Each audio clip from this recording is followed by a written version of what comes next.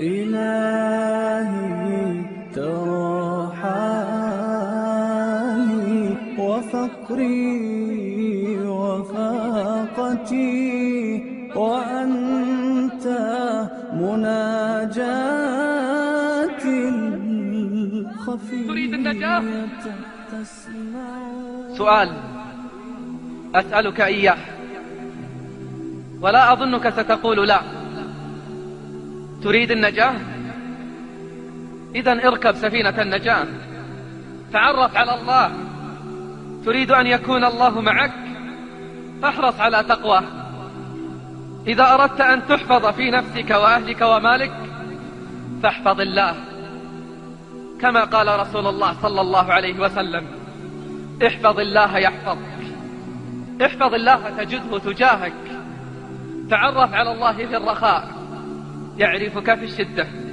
أخيرا اعلم بارك الله فيك إن للتوبة بابا عرض ما بين مصراعيه ما بين المشرق والمغرب، وفي رواية عرضه مسيرة 70 عاما لا يغلق حتى تطلع الشمس من مغربها.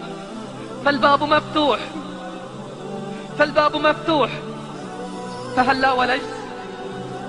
واعلم رعاك الله أن الله نادى فقال: يا عبادي إنكم تخطئون بالليل والنهار وأنا أغفر الذنوب جميعا فاستغفروني أغفر لكم.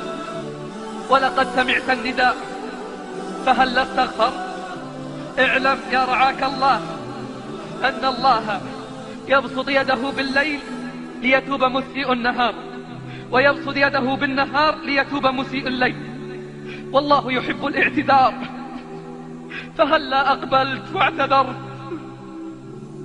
ردد وقل: اللهم اجعلني من التوابين واجعلني من المتطهرين الذين لا خوف عليهم ولا هم يحزنون. قل: أنا العبد الذي أضحى حزينا على زلاته قلقا كئيبا، أنا العبد الغريق بلج بحر أطيح لربما ألقى مجيبا، فيا أسفي على عمر تقضى ولم أكسب به إلا الذنوب. أنا المضطر أرجو منك عفوا، ومن يرجو رضاك فلن يخيب. يا رب عفوك لا تأخذ بزلتنا، وارحم يا رب ذنبا قد جنيناه. كم نطلب الله في ضر يحل بنا، لما تولت بلايانا نسيناه. ندعوه في البحر أن ينجي سفينتنا، لما وصلنا إلى الشاطئ عصيناه. ونركب الجو في أمن وفي دعة وما سقطنا، لأن الحافظ الله. قال ابن القيم رحمه الله: إذا استغنى الناس بالناس فاستغن أنت بالله، إذا فرحوا بالدنيا فافرح أنت بالله، إذا أنسوا بأحبابهم فاجعل أنسك بالله، إذا تعرفوا إلى ملوكهم وكبرائهم وتقربوا إليهم لينالوا بهم العزة والرفعة فتعرف أنت إلى الله.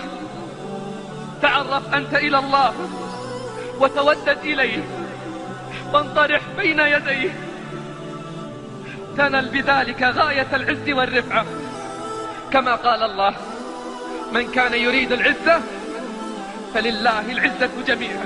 وقال: ولله العزة ولرسوله وللمؤمنين ولكن المنافقين لا يعلمون.